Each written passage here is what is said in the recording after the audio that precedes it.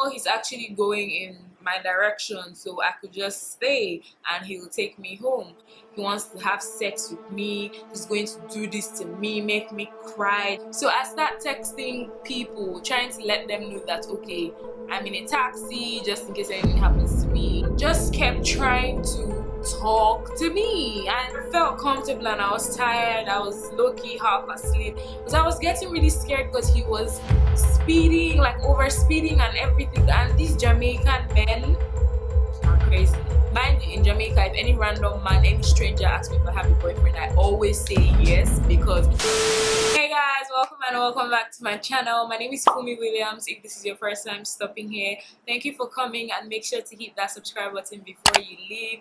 Today's video is going to be a story time, a juicy story time, I should say. So in fact, I shouldn't even be smiling because it's not something to smile about. But yeah, I'm just going to be telling you guys my experience one time that I was sexually harassed in a taxi on my way back home. So it happened a few months ago, one fateful day. After work, you know, I was stressed out. I don't know how to drive. I usually just take taxis outside the hospital and go home, or sometimes I call a taxi that I know and I trust, but he can be very unreliable. So this day I was tired, closed late, and just wanted to go home. So I entered this taxi, and usually to get home I take about two different taxis. Yeah, I take two taxis. So when I entered, I was meant to stop at a certain point and then take a next taxi that would finally take me home. But when it got to the last stop for this taxi, he's like, oh, he's actually going in my direction, so I could just stay and he will take me home. So I'm like, I'm even happy because I would have had to get off that taxi and start walking to where I would have to get another taxi. And if you know anything about Kingston, Jamaica, it's not the safest place to live in. You have to be careful, you have to be alert when you're on the road, on the streets, and especially at that time. And also being young, being female and all of that. So yeah, I saw it as a blessing. Little did I know that this man was a psychopath. So I stayed in the taxi and whatnot. He picked other people. There was like a family. I felt comfortable and I was tired. I was low-key half asleep, so I didn't really have anything to worry about, to be honest. And then he was driving so recklessly. So at this point I'm already like rethinking my decision. Like, did I make a bad decision? Why did I stay in this taxi? I'm not about to die, I'm too young and all of that, because he was really reckless. We had about 2 or 3 near accidents, and I was just, it kind of woke me up and I became more alert of what was going on around me. So he was dropping everybody or whatever, and after some time he dropped everybody and I was the only one left in the taxi. So I'm talking to him like, okay, this is where I'm going, and trying to direct him or whatnot. And then he goes, oh, where am I from? And I'm like, I'm Jamaican. It's something I like to do a lot. I like to tell these people that I'm Jamaican. I kind of have like a fake Jamaican accent that I put on at work and when I'm outside, because, you know, just being from another country, being Nigerian in Jamaica, people may want to take you for granted, take advantage of you. So I try my best to like blend in, especially when I'm in public places and when I'm alone like that. So I said, oh, I was Jamaican, and he found it very insulting, saying that I was lying to him, this and that. And I'm like, I'm Jamaican, but I did not grow up in Jamaica. That's what I told him. Do you guys just hear that accent? Yeah, so I like to tell them that I'm Jamaican, but I did not grow up in Jamaica, or like I'm half Jamaican, half African, half Nigerian, I should say. So yeah, he was just getting really upset, saying that, oh, do I think he's a fool, this, that, whatever. Like, conversation ended and the man just kept trying to talk to me, and I'm not having it. Mind you, I'm tired, it's getting late, I just want to go home and rest because the struggle never ends. There was work tomorrow and all of that, and this man, this taxi man, And it's not even that he was good looking or anything. He just looked scruffy. And you know, there are some like taxi guys that, you know, that okay, you sound educated, you look good, how did you end up being a taxi man? He wasn't even one of those though. He was like the razzest ghetto looking ones. Like, that's how he looked. And he just tried having conversation with me, and I really wasn't having it because bruh.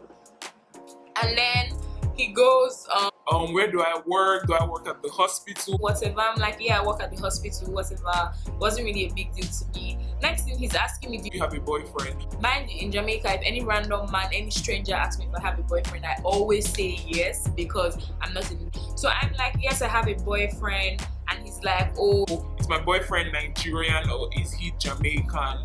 and I'm like, why? Like, how is my relationship your issue? Like, why do you want to know such details and whatever? Because I start getting a little scared and uncomfortable. I'm like, I'm just going to, you know, engage him in conversation till I get home, because the ride is not that long anymore. So I'm like, oh, he's Nigerian and whatever.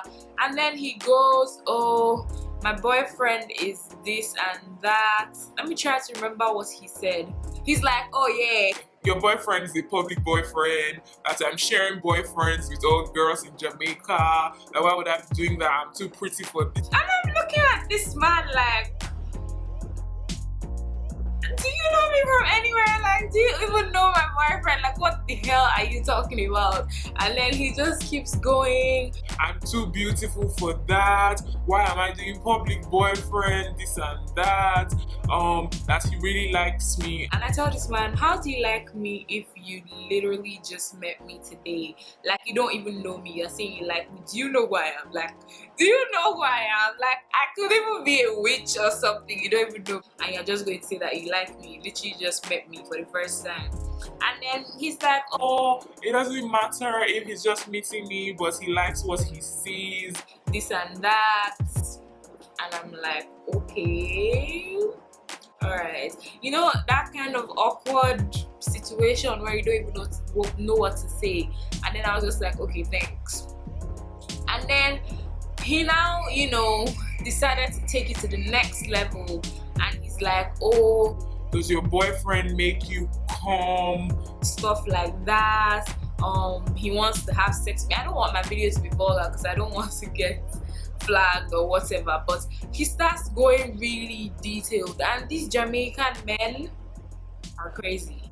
I don't want, not all of them obviously, but they can be very wild. And he starts saying That he wants to have sex with me, he's going to do this to me, make me cry. do this, that, nasty stuff like this. And he kept going, and he's like, oh, he's serious. And he started losing focus, and I started getting scared because he's not even focusing on the driving. And I'm like, excuse me sir, you can't be having conversations like this with me, it's inappropriate. Please, can you just focus on the driving? And he's like, oh, I want to suck your toes, make your toes curl up. he was saying the nastiest things. I'm not even going to lie, I can't even remember most of the things. But then he's like, he was really vulgar. Like, I don't even know if it's appropriate to be saying stuff like that. I want to suck your breast, do this until you cry. Until you do this, do that, do this, whatever. And he just kept going. Like, I'm telling you, this is a crazy person.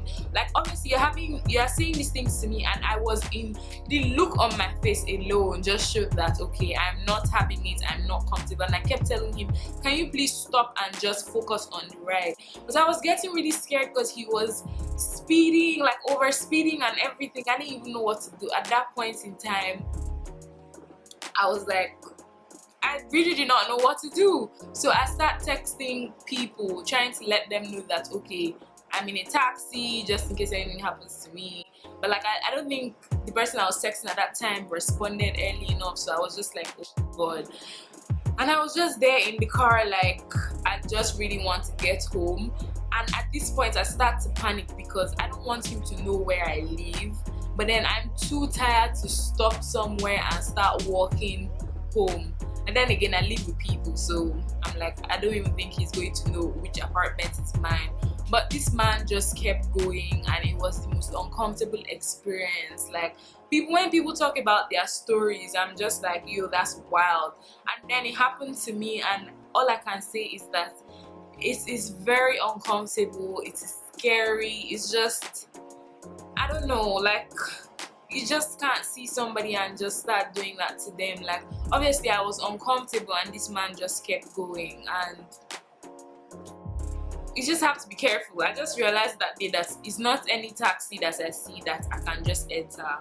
Like, I try to, you know, have a little conversation with them before entry, just to, you know, gauge just to gauge where they are at mentally and intellectually, because a lot of these people are just crazy. Like, I don't know how he saw me, a fine babe, a spec. I think I mentioned I'm a doctor, and just expected that I would meet a random taxi guy and be interested in doing all of that nonsense with him. But this was just a short story time to tell you guys my experience. It can be very crazy living in Jamaica as a female. This is just one of my struggles. If you guys want to know more things that I've gone through in this Jamaica in the hands of men, let me know in the comment section down below. But yeah, I hope you guys enjoyed this story time. And yeah, thank God I'm safe. Thank God nothing happened to me. And yeah, don't forget to like, comment, share. If you are still watching, just hit it. You know, you watch till the end, you know, you might as well just, you know, subscribe. Yeah. So I'll see you guys in my next one. Bye.